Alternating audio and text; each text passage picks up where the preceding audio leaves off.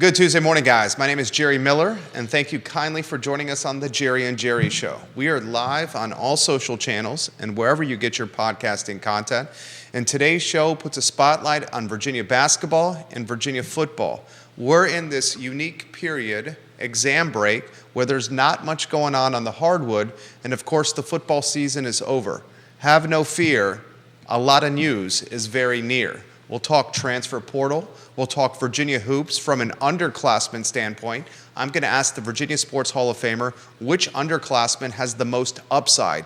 And think about that question. You have Ryan Dunn, an NBA lottery pick, who may not be the clear-cut answer because Mr. Gertrude is on absolute fire. Because you got a Buchanan who's in fuego. You got a Leon Bond who's in fuego. And let's not forget, ladies and gentlemen, a sharpshooter called Isaac McKneely. On today's talk show, we will highlight the transfer portal. We'll talk the impact of Chris Tyree coming from Notre Dame. His NIL value is astronomical. We'll try to put a dollar amount on Chris Tyree's market value from a transfer portal and NIL standpoint. The Jerry and Jerry Show is live wherever you get your podcasting content, and it stars the Virginia Sports Hall of Famer, Jerry Hootie Ratcliffe, 40-plus years on the beat. Judah Wickower, if we can go to the studio camera, and then let's welcome Jerry Hootie Ratcliffe to the show. I'm excited. We got a lot of content to cover. I know this basketball is in an exam break, and the football season is over, but our notebook's chock full of content, Hootie. College football and basketball is a year-round thing now. It's not like it used to be when the season was over and you could pretty much forget football until February when you had a signing date, and then on into April when spring practice started. It's with the transfer portal and NIL and all the other stuff going on these days and recruiting, the uptick in recruiting. It's year-round. Basketball's the same way, and it was amazing. You know, sometimes you'll think in the spring and summer, how am I going to attract readers or listeners, et cetera? But the way the college sports world is now, there's no downtime really, and so sometimes we get more readership in the off season than we do during the season. Kyle Miller, welcome to the broadcast. Viewers and listeners, join us with the discussion by leaving your comments on social media. I will read them live on air. You got Bronco Mendenhall inking a contract with New Mexico since we last did our talk show. You got, as expected, Chris Tyree coming from Notre Dame to UVA. Tyree looks like he could be a Malik Washington clone. We have Isaac McKneely, a jump shooter of Kyle Guy and Joe Harris proportions. I can't believe I'm saying this. Maybe even better than Kyle Guy and Joe Harris, at least statistically at this point of the season. This guy's clipping 1 out of 2 shots from downtown. It's getting to the point with Isaac McKneely when he shoots and it doesn't go in, I'm surprised. Yeah, no question. And that's rare to say. Why don't we start with the first talking point, and I'll get out of your way. Maybe we'll play a little devil's advocate for the sake of a talk show. Reese Beekman versus Isaac McKneely. Who is the most important player to this basketball team, Hootie? It's a good question. Something that you could talk about for ad nauseum, probably, but. And it's intriguing because they're two different types of players, obviously, and they bring different things to the table. And both of them would be a good argument for MVP of this team at this point in the season because Reese is such a great defender and a senior leader and can do so many things with the ball. He's a great assist guy. He doesn't turn it over. Defensive Player of the Year. Yeah. And then you got McKneely, who has developed. He's more athletic than he was last year. He's less reluctant to pull the trigger than he was last year. He deferred to the upperclassmen last year offensively. But he moves better now. He's a better defender now. And he's added a little bit more to his repertoire offensively in that he's not only a three-point shooter, but that's what he does best. And there's nobody in the country, maybe one guy. I haven't looked at the stats today, but as of the last time they played, he was shooting 58% from bonus sphere, baby. There's not many guys out there who can do that. No. Those are Tony Bennett kind of numbers back from when he played at Green Bay. But, I mean, my gosh, it was funny that after the game against North Carolina Central the other night, we were talking to Elijah Gertrude, the sensational freshman from Jersey City, about McKneely, and he just shook his head. He said, man, he's an alien. He said, I don't know where he's from. But he said, when he gets hot like that, we just ride the wave. And he said, I've never seen anybody like that. It could just pop a shot. It's like pop a shot, and except he's from 20-some feet away. And he has the green light whenever he wants to.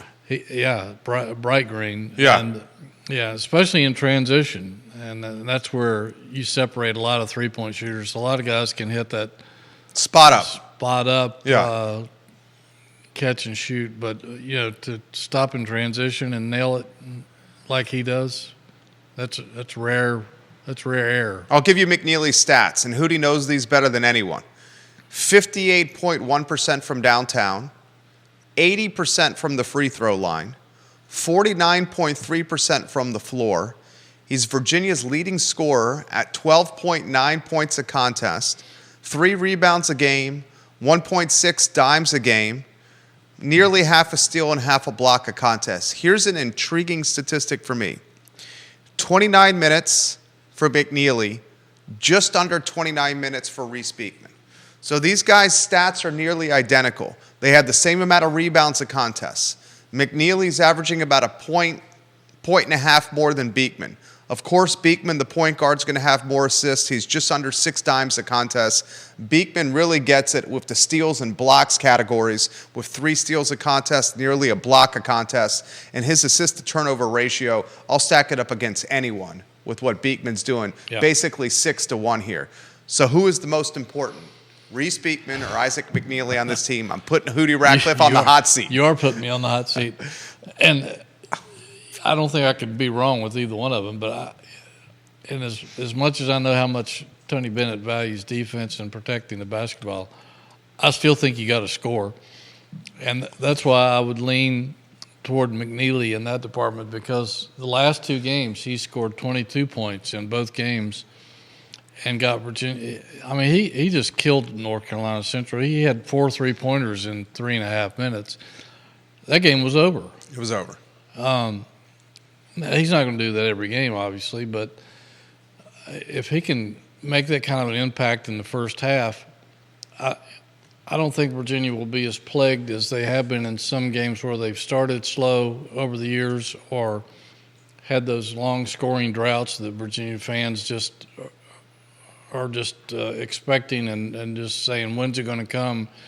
You may not have that if he can continue to shoot the way he has. And I'm just a strong believer that you got to make points. Chuck Daly, the great coach, rest in peace. Detroit Pistons head coach, world champion, U.S. Olympic coach.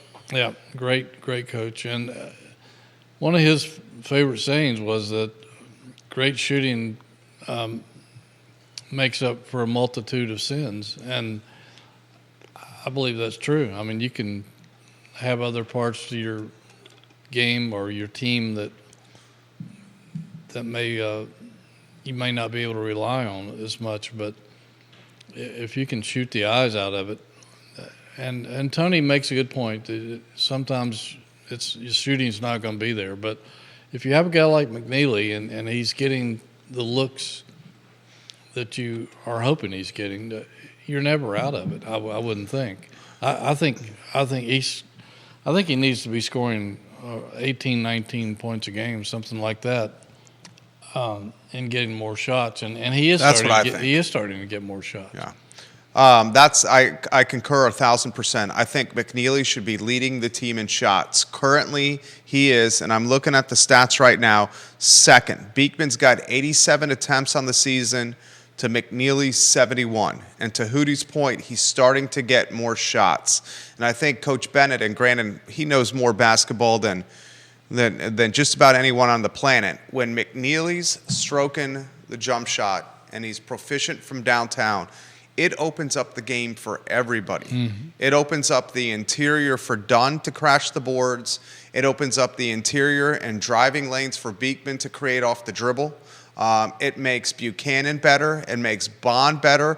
Gertrude clearly is a guy that wants to attack off the rack now, as his jump shot is a work in progress. I echo what you say, and I can't believe I'm saying this, and granted, we're early in the season. I think McKneely's the most important player on this team, and I understand the importance of a point guard, of a defensive player of the year, of a senior leader, of a guy that has his ball in crunch time, of a guy that's hit game-winning shots on the road, and Reese Beekman.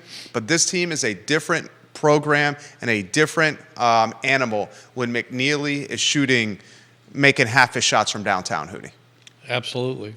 And like you said, he makes everybody else on the floor better or more effective, and including Beekman. I mean, it allows him to just destroy other teams with his drive or his ability to dish to other people, to get some alley-oops to some of his teammates. We haven't seen a lot of that, but I think we'll see more of that as we go.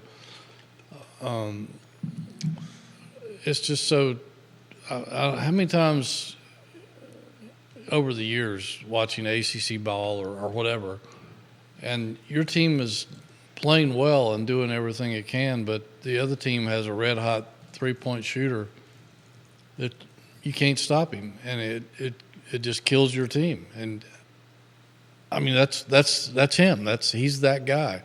And if he can continue to play like this,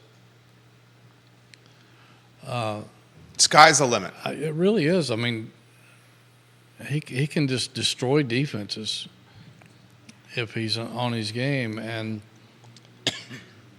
Virginia's never really out of it if you have a guy who can shoot like that. And if they're focusing on everything they have defensively on trying to stop him, then, as you mentioned, it's opening up other people. So it just makes Virginia so hard to defend. I guarantee you, the game plans include at all times. It's like, where's Waldo? Where's McKneely? We gotta make sure we know where he is at every moment of the game. Melanie Menifee watching on Twitter, giving you some props. The Cavalier Connection, the podcast watching us right now, giving you some props. Larry Red Wing giving you some props. I count 8 different states watching the program right now. Viewers and listeners, if you have a question for Hootie, put them on the social media channels you're watching upon. I will relay them live on air. Logan Wells Claylow, thank you for watching the program. We appreciate your support of all our shows. James Watson, hello. Ginny Hu, hello. Vanessa Parkhill, hello. Thank you kindly for watching the show. I'll throw this Isaac McKneely question to you, and it's a challenging one. Is he the best jump shooter of the Tony Bennett era? That's tough because there's been some really good ones, particularly Joe Harris and Kyle Guy. Ty Jerome is underrated in that area, especially as deep as he could shoot him. McKneely's starting to expand his range to where he can match Jerome in that department. It remains to be seen. Right now, he's at this point of the season, he's ahead of anybody in the Tony Bennett era in terms of his numbers. I guess we'll have to wait and see if it strings out to the end, but he's right up there. I mean, it would be hard to argue against him. Joe Harris has gone on to become one of the best three-point shooters in NBA history, let alone college basketball history. Also had the benefit, Joe Harris, of being a bit taller than Isaac McKneely. True. And then Kyle Guy didn't have that advantage. Right. And that's probably why he's playing in Europe instead of the NBA. Right. Not a lot of 6'1", 6'2" two guards out there. Right. In the NBA. And so That has hurt some Virginia shooters in the past. They didn't have that size, but yeah, I mean, you could argue he's just as good at this point in his career as anybody. I'll take it a step further for you. Does Isaac McKneely, does he still have proof of performance? Does he still need to prove something to you to be positioned in the category of, say, a Curtis Staples? Wow. I don't know if he'll get as many opportunities as Staples, because Jeff Jones turned him loose, and wisely so. Absolutely. I don't know that Tony will give him that much of a green light, but it'll be interesting to see how his career goes in that respect. Staples was a machine. He was a machine. And grew up watching that guy. I mean, he was just phenomenal. Who knows? McKneely could develop into that kind of guy, and I think he's bigger than Staples. I'm not sure he's quite as athletic as Staples was, but it'll be fun to watch him develop. I mean, I fell in love with this kid when he was back at Poco, West Virginia, and just listening to stories about him from his coach. And I mean, as soon as their high school season was over, his senior year at Poco, when he led them to the state championship, was essentially the Mr. Basketball for the state of West Virginia for the second year in a row. I think the last guy in that state who won the MVP of the state was Randy Moss. He had a pretty good pro career in football. Yeah. Also on his high school team, Jason Williams. That's right. White chocolate. That's right.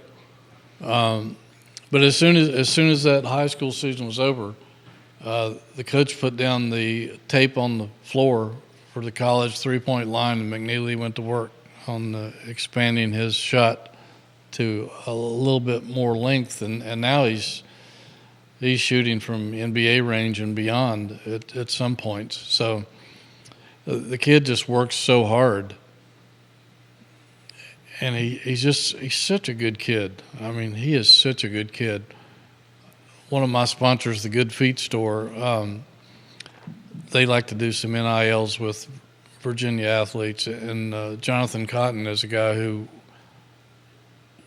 will only go after certain guys, and McKneely is his kind of guy. He's just a solid kid in every aspect.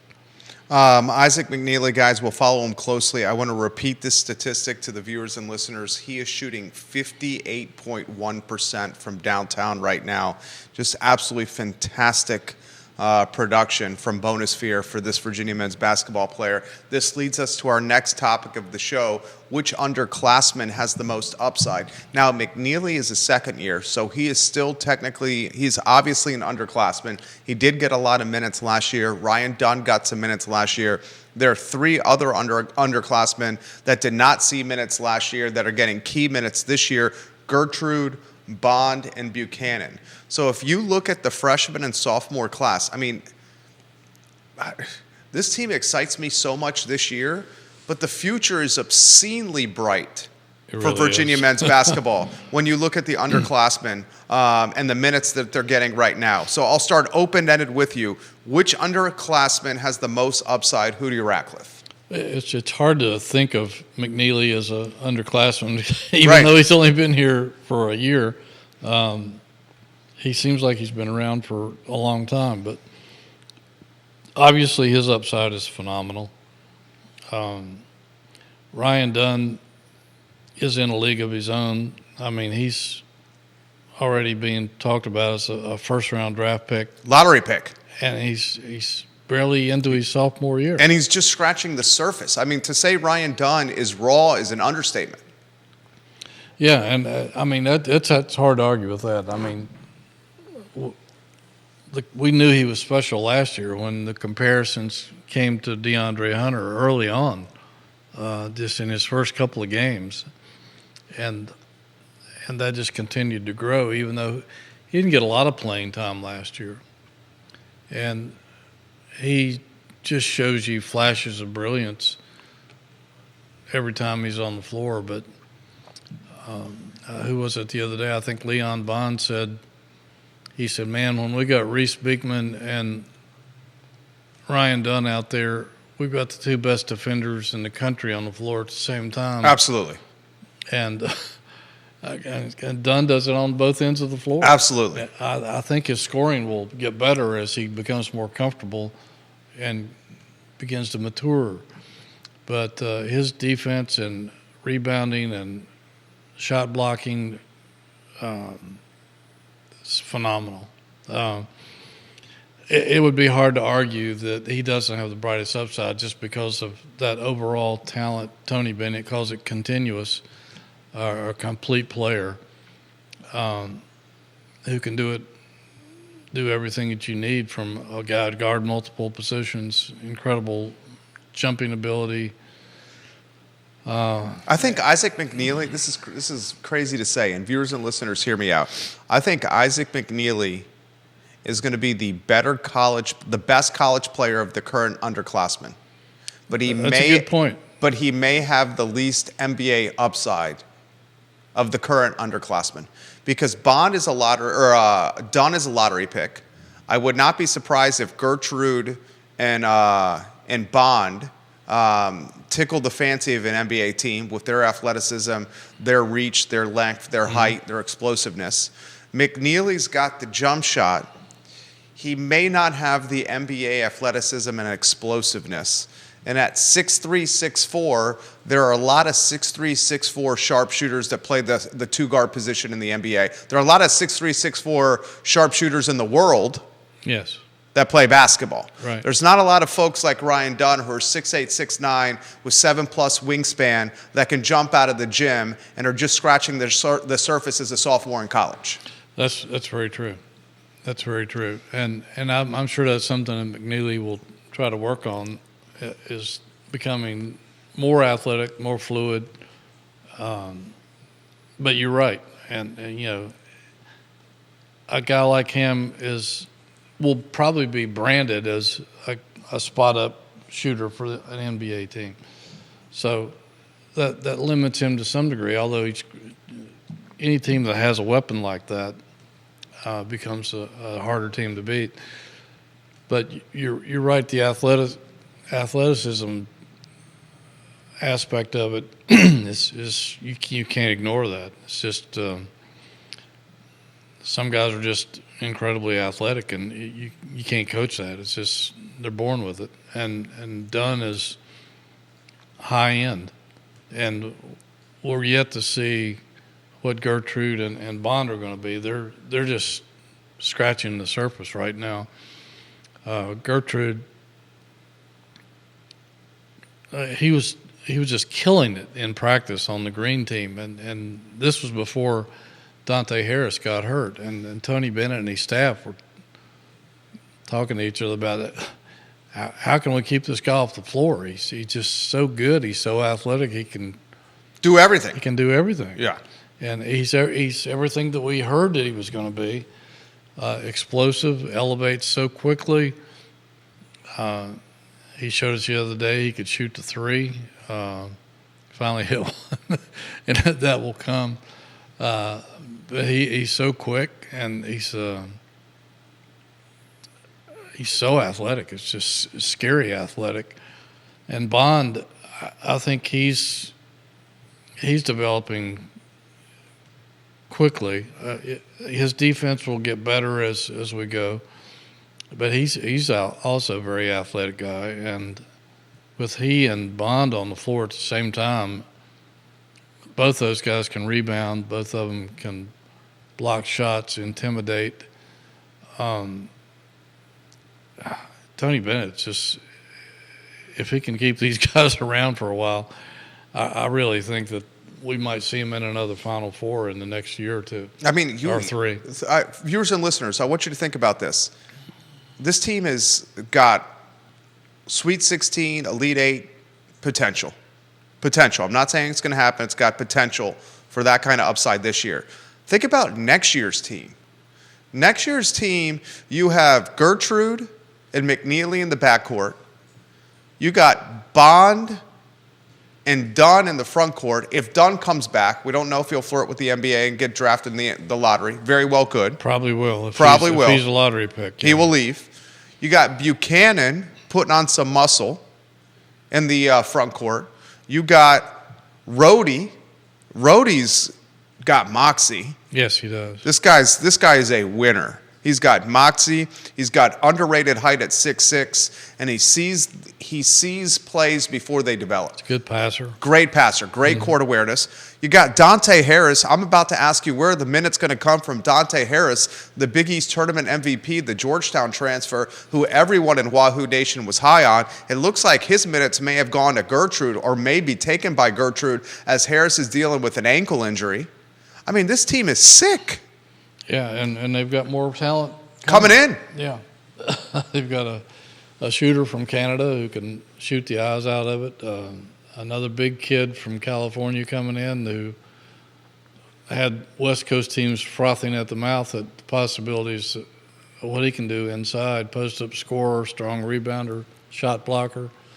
And who knows what they might find in the transfer portal. But and the one thing I've noticed in the last couple of years, talking about all these kids that you just mentioned, their recruiting has gone up. Oh, big time. Yeah, I mean they don't look at it, hardly anybody. It's not a 4-star now, and they've been in it for some of the best players in the country. And unfortunately, too many of them have gone to Duke. But has Coach Bennett shifted his recruiting focus? I think he's just getting in the door with more really high-end players now. Okay. that he's disproven the negative recruiting that for years people used against him. That with the pack line and the slow down pace. Yeah, they say you go there, you can't go to the NBA. Well, that's not true, right? That's baloney. That's baloney. Yeah, almost as many as just about anybody except for Kentucky and some of those. But you can't win a national championship. He destroyed that myth. Tony's not going to be there. Well, he's 15 years now. We don't know how much longer he'll continue to coach. He'll probably do it as long as he wants to. Yeah.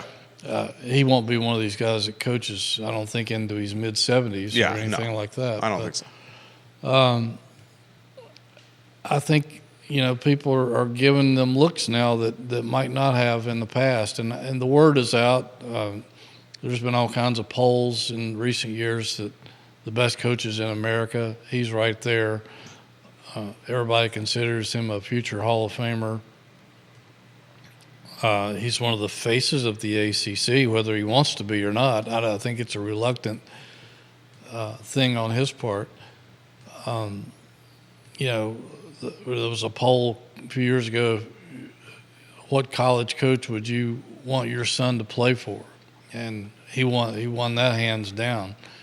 So, the word is out now that you can come to Virginia, you can go to the NBA, you can win a national title, you can flourish in that system.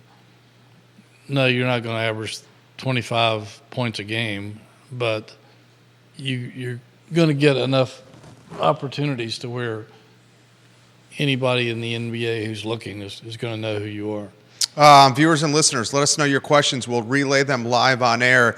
I got this comment coming in from Jonathan, who's watching in Richmond, Virginia at his work.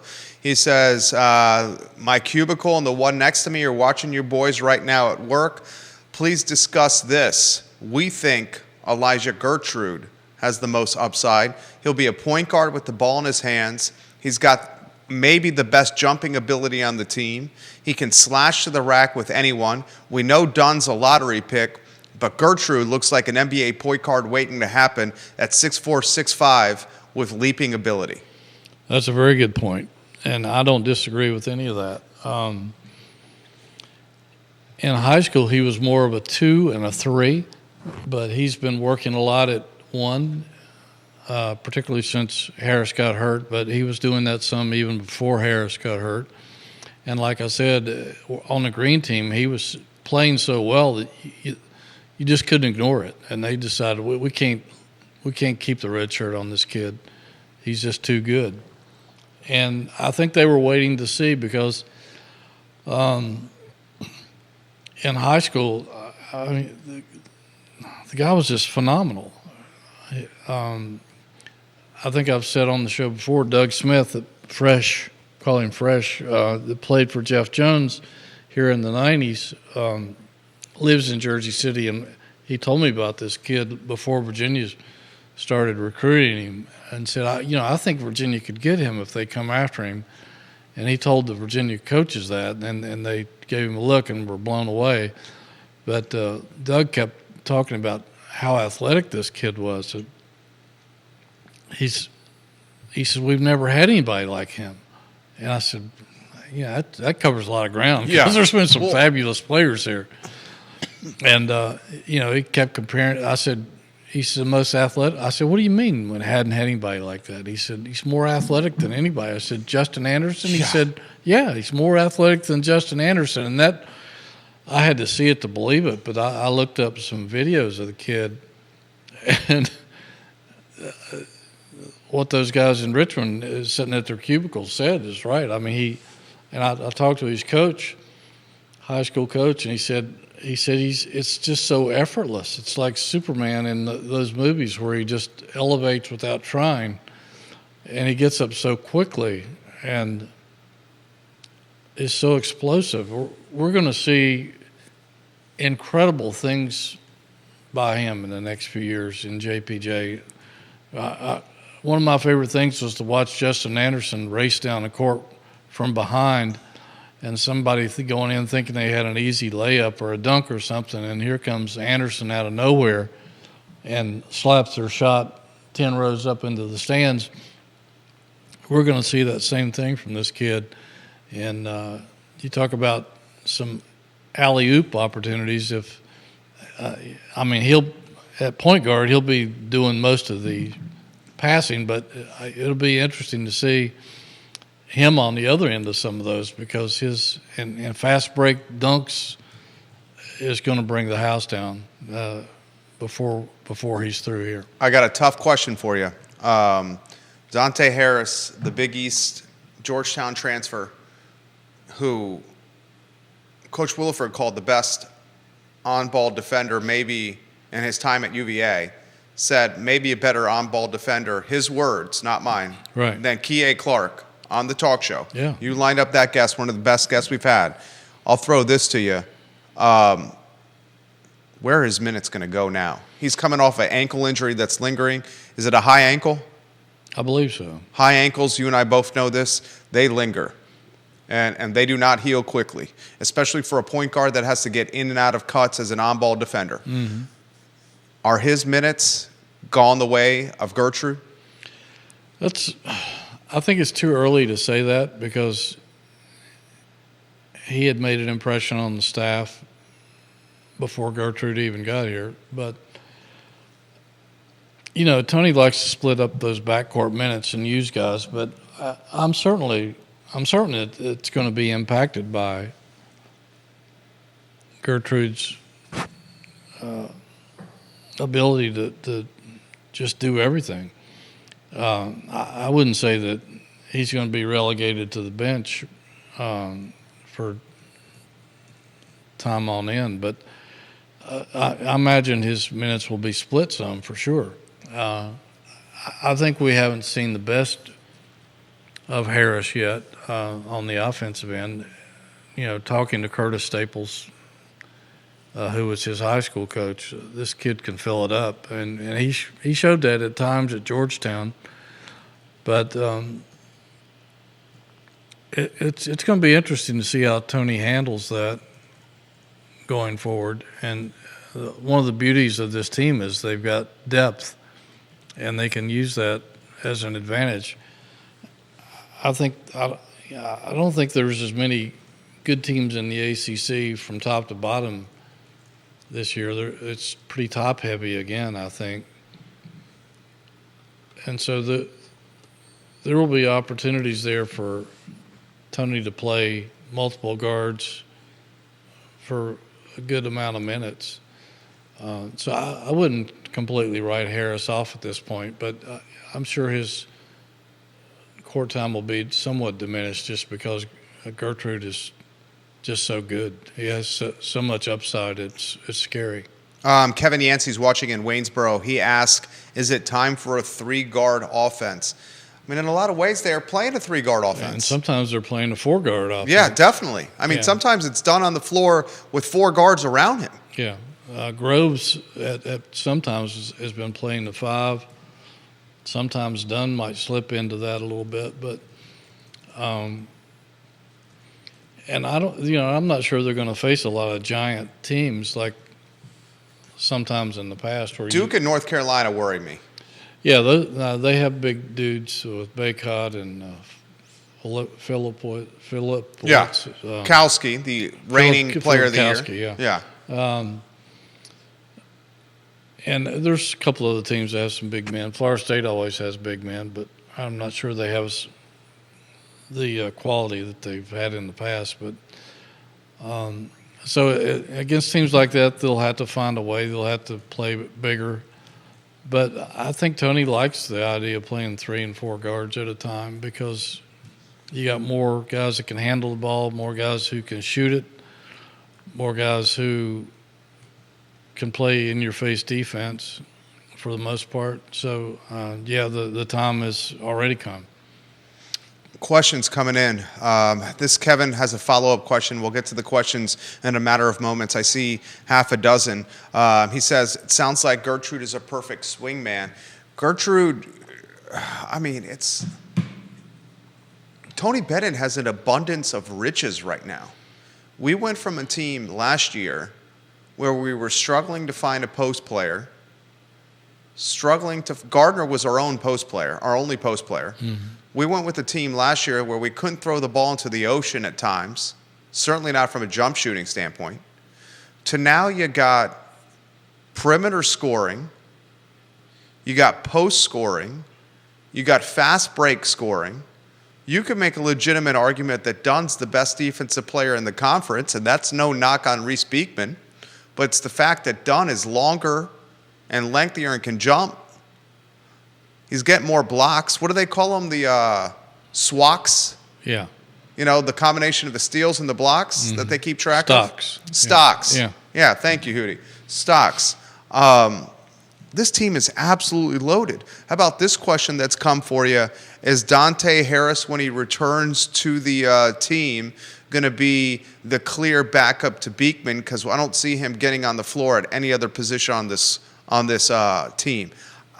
I don't see Beekman's minutes getting cut that much, do you? No, they're not going to cut Beekman's minutes. If anything, they'll increase. Yeah, especially when they get into the nitty-gritty of it.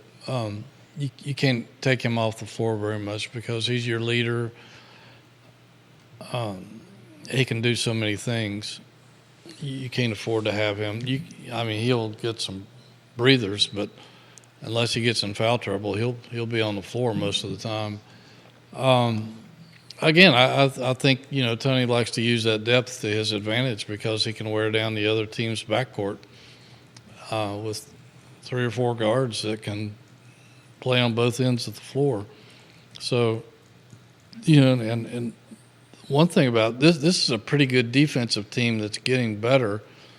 And as you mentioned, in terms of the fast break points, this team can get out in transition a whole lot better because, 1, they're more athletic, and 2, because of that defense, because they block shots, because they steal the ball so much, they can get out and run and pull up and hit those threes like we were talking about, those transition threes, or just go in for easy layups.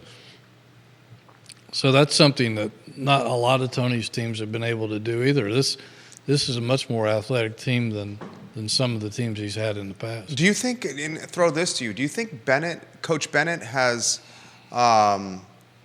loosened the reins or loosened the leash when it comes to the team getting up and down the floor in transition? I do, and I think that's because of those two very things, because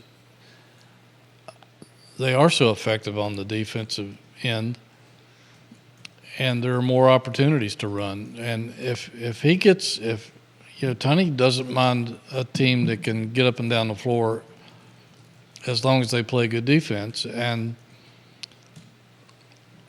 he enjoys seeing the fast breaks and all that. It's not like he's going to tell them if they have a fast break opportunity to pull it up and work it around.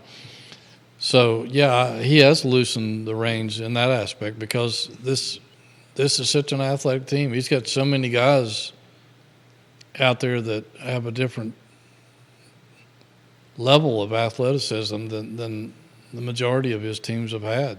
The old ball coach, Donald Marcella, I love this comparison. He says, IMAC, Isaac McKneely, is Jerry West reincarnated, both West Virginia boys. They are both West Virginia boys, and Virginia's had some good shooters, some good scorers from West Virginia.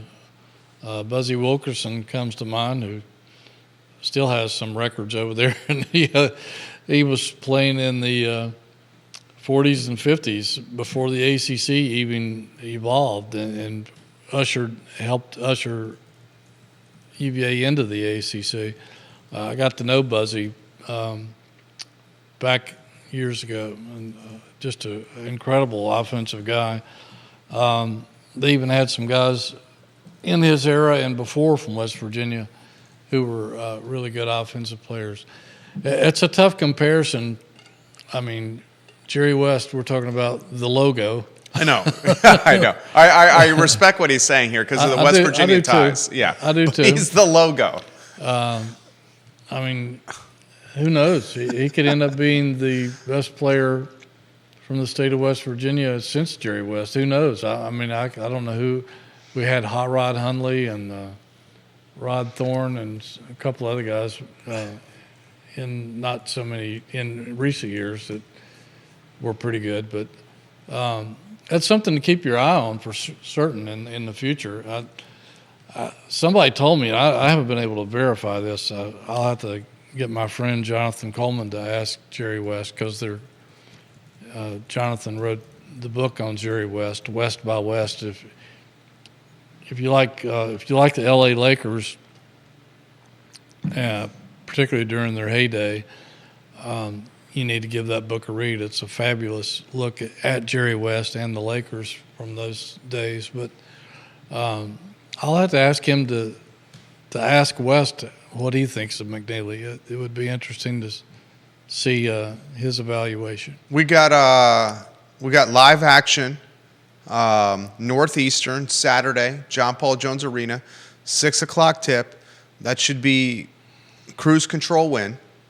Should be. The real one we're watching is a week from today in Memphis. This Memphis men's basketball team, Hootie, they're no joke. No, not at all. 7-2 overall. Their losses to Ole Miss on the road and Villanova in Memphis. The Tigers have beaten Texas A&M. The Tigers have beaten VCU. They beat Arkansas. They beat Michigan. The Tigers face Clemson on Saturday. Clemson's a top 15 team. One of the few unbeatens left. Then they host Virginia a week from today, national television, ESPN2, 7:00 tip. I'll ask you this question, and I think Wahoo Nation already knows the answer. How legit are the Tigers? They're very legit. Like you said, they're 7-2. They moved into the top 25 for, I think, the first time this year. They're number 23, 3 spots behind Virginia. They have an incredible shooter, three-point shooter, David Jones. He's a 6'6" transfer from St. John's. He had 21 in the first half against A&M, ended up with 29. Probably the best player on the team, although a lot of people thought that a guy named Jordan Brown was going to be their best player, but he's been struggling to stay on the court, and he's been mysteriously sick the last couple of games, and nobody is not sure whether he's going to return to the team or not. We keep hearing conflicting reports on that. I'll have to talk to my guy, Mark Giannetta, who used to work for the Post. It covers the Memphis now, I believe. Get the scoop on that. But, yeah, Memphis is legit. They're coached by Penny Hardaway. People will remember him. They play wide-open basketball, and They get after it on both sides. they certainly do. And they're tough to beat at home. I don't know what arena they're playing in now. They used to have somebody said there was a new arena built out there. I haven't been to Memphis since Virginia played out there in the early 2000s and played at the Pyramid and got beat by Gonzaga in the first round of the NCAA tournament. But they're tough to beat at home. There's no question about that. And they've been playing some high-quality programs in the early season to try to build for their regular season and a run for the NCAA tournament as well. So that'll be a battle. If you stop and look at things, Jerry, after Northeastern and Memphis, after Memphis, you look at Virginia's schedule. They play Morgan State. They're at Notre Dame, which was struggling mightily early. They've gotten a little better. Louisville, who has been not very good. At NC State, at Wake Forest, Virginia Tech here, at Georgia Tech, then NC State, Louisville, and Notre Dame again to end up the month of January. So certainly there'll be some tough games in there just because of Virginia's style of play, if nothing else. It allows a lot of teams to play them closer than maybe they should. But there's not any real beast on that schedule until the end of January. So this team could make a lot of hay in that time period. Well said. James Watson watching the program, a UVA graduate. He bleeds orange and blue. We love when James Watson watches the show. He says, this is a topic we talk about from time to time, but I would love to see Charlottesville host an early round of the NC2A tournament. We've got the Darden Hotel now, more hotels than we used to. I'll highlight we also have a conference center. We got a state-of-the-art arena. He wants me to throw that topic to you. Potentially hosting an NCAA tournament, first round, second round action here in Charlottesville. Your thoughts on that? He says it would be a great moneymaker for local businesses. It really would be. And I think that would be cool. I know that the argument in the past is that there weren't enough hotel rooms in Charlottesville, but there's been an influx of hotels here like crazy in the past. Hotels everywhere. 5 years. Yeah.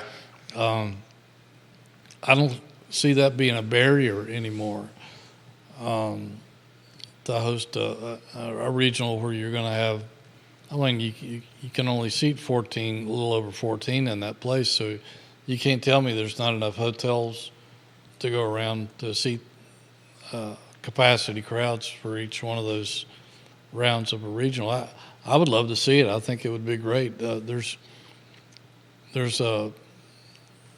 venues that are not nearly as nice as Charlottesville and JPJ that have hosted regionals before. So I don't know what UVA's interest is in that. I guess you have to bid for those things. I'm not sure how that works, but I think it would be exciting for the city to host a regional like that. Amen. James Watson, great question right there. If you had to issue a report card with A's, B's, and C's for Virginia basketball, any C's that you would issue, or so far is it just A's and B's and flying marks for Tony Bennett's bunch? Wow. I definitely don't see any D's or F's on this team right here. I think if you give them a C in anything, it would have to be rebounding, but that's something that they're working on, and there's nothing they can really do about it except try to scheme, game plan around it. And, I mean, you got Groves, you got Bond, you got Dunn, who are all really good rebounders for the most part. And Buchanan, who's only going to get better. Again, we said he needs another year in the smokehouse, but I think he will end up being a beast before he leaves here. But If I give him a C in anything, it would probably be rebounding right now. Who's the rebounder that's going to have to step up on this team, or do you think it's rebound by committee? It's got to be by committee, and I think the guards are going to have to be a part of that as well. And a lot of Tony's teams have traditionally had a lot of guards that have rebounded well. I haven't looked at the stats in the last couple of days, but I wouldn't be surprised if they have a couple of guards that are among their top rebounders now. But it'll have to be by committee, and it may hurt them when they go up against bigger teams who are also athletic, like Duke and Carolina. So that's something that you'll have to keep your eye on. And if you ask Tony Bennett, I don't know if he would be giving out grades to his team, but he'll be the first one to tell you that even though the schedule doesn't have a lot of heavyweights on it until the end of January, he believes that they've got to address every game in the same manner. And if they feel like that they're feeling their oats and getting cocky or reading too much into the headlines, that's setting them up for defeat, because he says we're still walking a very thin line, and if we don't get back on defense and set up and let teams have their way with us, if we don't rebound, if we don't focus on every aspect of the game, then we're setting ourselves up for disaster. Great question right here from Jennifer, who's watching outside the Nashville, Tennessee area. She says, where does this team stack up with the most athletic that Hootie has covered in his time? That's a tough question.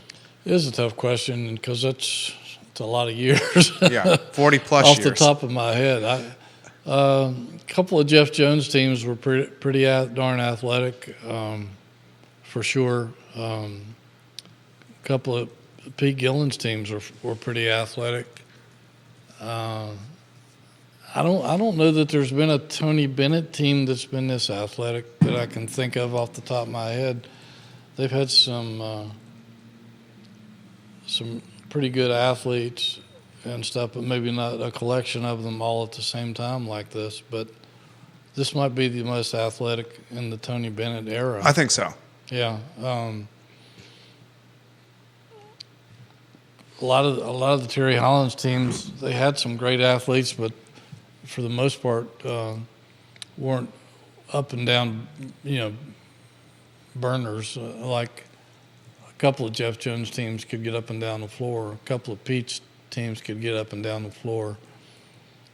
But you would, again, this season's not over, so we're not going to prejudge these guys. But if they continue to play the way they have, you'd have to argue that this is among the most athletic teams in my era. Jerry Ratcliffe, guys, dropping dimes here. We're talking basketball. We got football coverage for those that are asking. I promise we'll get to the football team. Do you see them finishing 2023 with just one loss? I think it all depends on the Memphis game. Again, you're on the road. You're against a pretty high-caliber basketball program out there that's not used to losing. I mean, they've been in battles just like Virginia has over the years at the top. That's a tough call. If that game was here, I think Virginia would be favored. I think Memphis will probably be favored on the road. So I don't know. It's a toss-up in my eye. They could easily lose that game. They could easily win that game. It's going to be a fun game to watch. James says the team that choked to Syracuse in the Elite Eight was very, very athletic for Virginia men's basketball. It was. Yeah, it was very athletic. That might be the most athletic team that Tony's had. That Coach Bennett has had, absolutely. Yeah. Viewers and listeners, men's basketball, the upside is bright. Football, the upside is starting to turn bright as well. And the transfer portal right now, if you look at the scales of justice when it comes to the transfer portal in Virginia football, you'd have to say those scales are tilting to the positive side for Tony Elliott and the Virginia football program. And as of this point, the losses have not been nearly as significant, although we just lost a part-time starter in the defensive backfield, as I read on JerryRatcliffe.com. The gains have been significant, and the primary gain is a wide receiver that looks like a Washington clone in Chris Tyree, the transfer from Notre Dame. This guy's got the academics, he's got the performance on the gridiron, he's got NIL upside. I mean, you were looking at one of those NIL valuation websites, and I'll let you offer the thunder and the lightning here. This guy's got some money associated with his name, image, and likeness, Hootie. He does. I mean, How much you put into those values? I don't know. It's hard to say. It's so new. It's hard to. I don't know if anybody else does this or not, but On3, which is the newest of the national sites like 247 Sports and Rivals and all that, they're the newest one. I think they were created by maybe the same guys that created those and moved on, but. They have I think they're the only people I've ever seen in the country that offers up an NIL evaluation for every player. And they said that Chris Tyree was the number, at least at this point, was the number 52 player overall in the portal with an NIL value of $293,000. Now, I don't think he's getting that here. Although I have heard that, I don't know if it's a donor or several donors have come forward and that Virginia's NIL program has been enhanced. To what degree, I don't know. I'm not privy to that. But I think there's a lot more money to play with now than there was before. I think that's help them retain some of the players. They've lost 12 guys so far. Only 2 guys really with much starting experience. And so I don't think at this point, at least, they haven't been hurt by the portal like they were last year and the year before. Chris Tyree is a dynamic athlete. He's a small guy. He's just a shade under 5'10", 192 pounds. This has been proposed to me too, and it makes perfect sense. And I think Tony Elliott has hit on something here, is that while he may not be getting a lot of players from the state of Virginia through the high school recruiting ranks, he has focused some of his transfer portal recruiting on guys who are from Virginia, went elsewhere, and are coming home. And he feels like that is another way he can help build this program with Virginia talent. And it makes sense. Certainly, people would like to see him do that in the high school ranks, and I think that's his plan. But a lot of people are thinking, and I'm not saying that Tony Elliott's thinking this way, but a lot of college coaches now are saying we're not that interested in recruiting the high school kids. We're going to go That's bananas. and get our players out of the transfer portal because they've already played elsewhere. They know what college ball is like. They've been in training programs. We don't have to develop them as much. They're men. They're men. Yeah. That's sad. And, with the money being the way it is, a lot of people can buy those guys. So, all right, and I'll highlight this. I was reading on ESPN, Marvin Harrison Jr., yes, the wide receiver for Ohio State. This is bananas to say. His NIL value, if he returns for one more year, $20 to $25 million. According to former Green Bay Packers vice president and business sports podcaster Andrew Brandt, the amount is roughly $20 to $25 million for Marvin Harrison Jr. to return for another year and bypass the National Football League draft. He can make more money potentially coming back for another year at Ohio State than turning pro, Hootie. Yeah, I don't know if Ohio State would do that. I don't know if any university would do that. But we thought we'd seen the Wild Wild West. I think we're just on the beginning. Surface. Yeah. Yeah. I mean, when you have the new NCAA executive director coming on and suggesting that maybe we should just go to a national,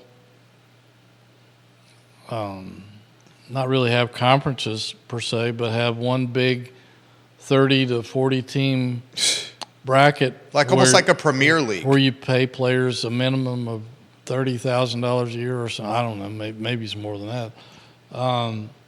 And the schools that don't want to compete at that level can compete at a lower level and still play some games against those guys. But it's getting crazy, and I don't know where it's going to end. But and like Matt Rule at Nebraska said the other day, you go into the transfer portal market and you want to get a proven quarterback. Well, you're not going to get him for less than $1 million a year.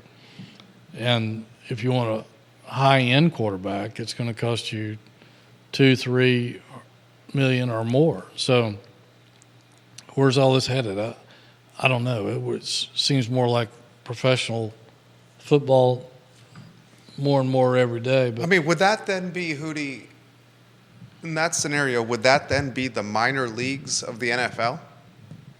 Essentially, yeah. That'd be the AAA of the NFL. Essentially would be, yeah. And then you would have the league right below that who doesn't have the NIL war chest as AA football. Kind of. And then the fans, the truest or the purists that want to see parity, you're probably looking at AA football as your Saturday fun, your Saturday following. With the AAA, I mean, I just have a hard time even digesting it. It's hard to fathom, right? Or even imagine what. But if Ohio what State even like. if Ohio State even sniffs $20 million for this incredible wide receiver Harrison Jr. to come back to Columbus and to bypass the NFL, it's to say it's an unfair advantage is an understatement, because 98, I don't even know what the percentage is, 98, 97, 99% of the programs in the nation could not do that. No way. Or even wouldn't even think about it. Or wouldn't even think about it. It becomes something I don't even want to. I hope it doesn't do that, because I think that would just. And I'm not opposed to players making money. Me either. But there's got to be within a parity stratosphere. There's got to be some kind of fairness about it all. And right now it's totally out of control. It's like the Dr. Pepper commercial where the guys are being sucked into the transfer portal. Right. But getting back to Tyree, he's a dynamic athlete. He was a running back for most of his career at Notre Dame and was switched mostly to wide receiver this past year. And he was their top receiver in terms, he had 444 yards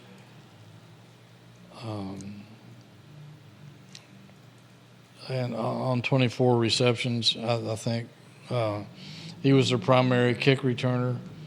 He's played in 49 games, started 14. This guy's legit. He's legit. I mean, he had a 46-yard TD against Southern Cal. He had an 82-yard punt return against Pitt to become the first Notre Dame player since Julius Jones, Thomas Jones' younger brother, to score a touchdown on a punt return, kick return, rushing, and receiving. He was a 5-star recruit out of Chester, Virginia, and was the number one all-purpose back nationally in high school there. Number one player in the state of Virginia, number 20 overall player in the nation by ESPN his senior year. He had over 1,000 yards rushing for the Irish, almost 1,000 yards receiving. over 3,000 all-purpose yards. So plus the academics. He's Most importantly, maybe. To Virginia, it certainly is. Yeah. If you look at a lot of the guys that they're recruiting out of the portal, they've all had great academic credentials, and which I'm sure is something that's very important to everyone involved over there. They just picked up a tight end last night from Harvard. Right. Who was all Ivy League 2 years in a row. Is this Malik Washington reincarnated? I think he could be. Tyree? I think he could be because... did they dangle, look at what Washington did when he came from Northwestern here, we'll make you that? I'm sure they did. Yeah. I'm sure I don't know if they showed him video or not. They probably did because they can carry the tablets with them. I don't know if he visited here or they did it all via Zoom, or if they flew out to... Or maybe he was home in Chester, or maybe they flew out to South Bend. I don't know, but I'm sure he saw some video evidence of how they could compare in terms of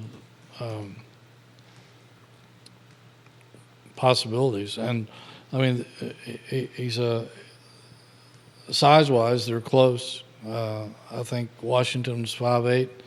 Oh, and congratulations to him, by the way. He's making all kinds of All-America teams, second team All-America AP, which is the big one. Right. And it's pretty good for a guy who was held back by his team's record of 3-9 because he didn't get the looks that some of these other guys even did better playing considering for he had two quarterbacks, yeah, including primarily a freshman tossing to him, and he was in the first year in the system. Yeah. So Tyree and Washington are not only alike size-wise, they both have good speed. He's a kid who, obviously, having been a running back for most of his career there, is somebody who, once he gets the ball in his hands, knows what to do with it. So I'd say a lot of similarities in that aspect. So that's pretty encouraging. And I know that Calandria was all over him when he saw Tyree in the portal. Well, I think the news was we knew that the hand was tipped when Calandria goes on social saying we got him. Yeah. I mean, I don't know if the coaching staff... He didn't have to say we got Tyree, but he just said we got him. Yeah, and everyone was like, okay.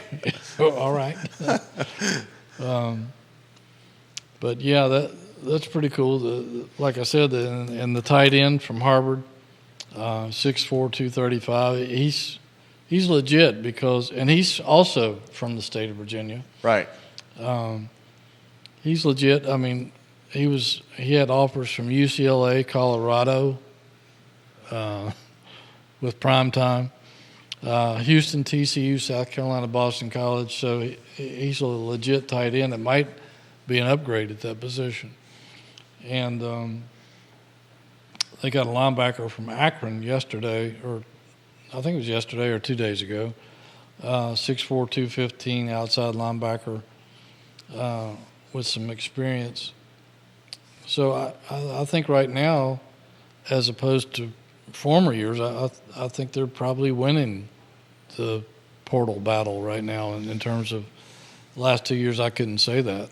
They had some good guys come in, but they lost a lot more guys. But this year it doesn't seem to be that way. They lost the primary loss right now is that part-time defensive back. Yeah, he started 7 games, and that's you hate to lose a guy like that, but just looking at my notes here. The kid from Fort Lauderdale, Florida. Yeah, Dave Herrard. He had 2 years of eligibility left. No, he was a senior, cornerback, 6 foot, had 40 tackles. 7 starts this year, played in 11 of the 12 games, played 20 games during his career.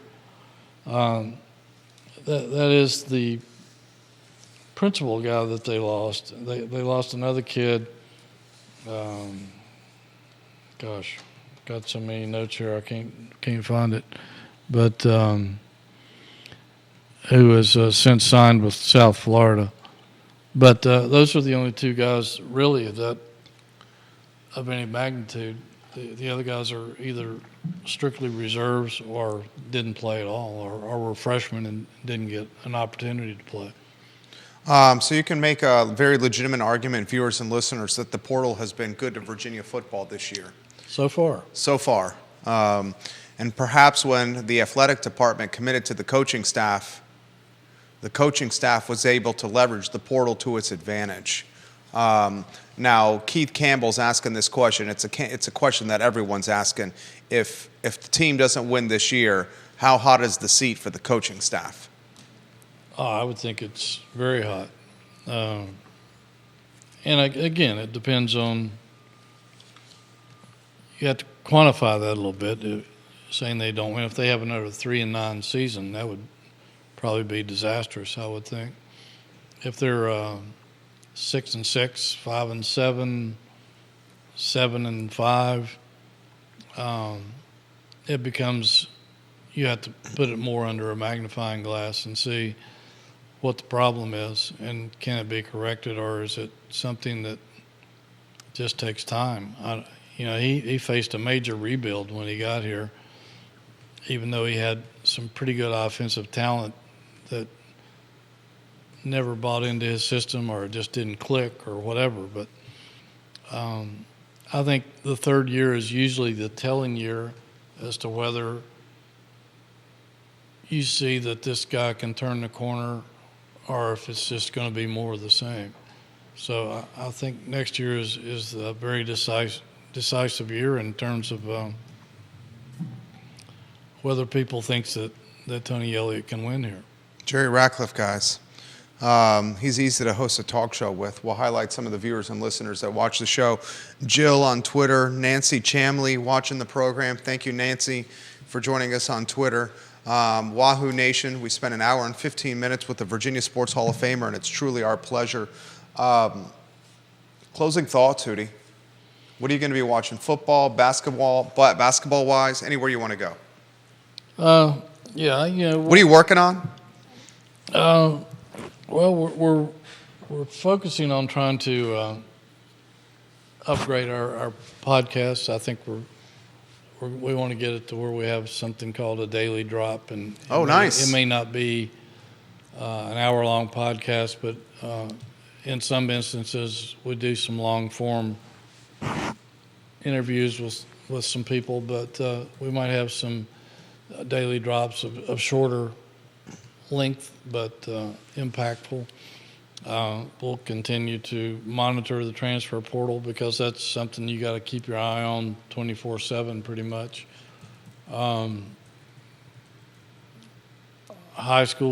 Early high school signing day is in December. Then the basketball certainly will start gearing up again this coming weekend, and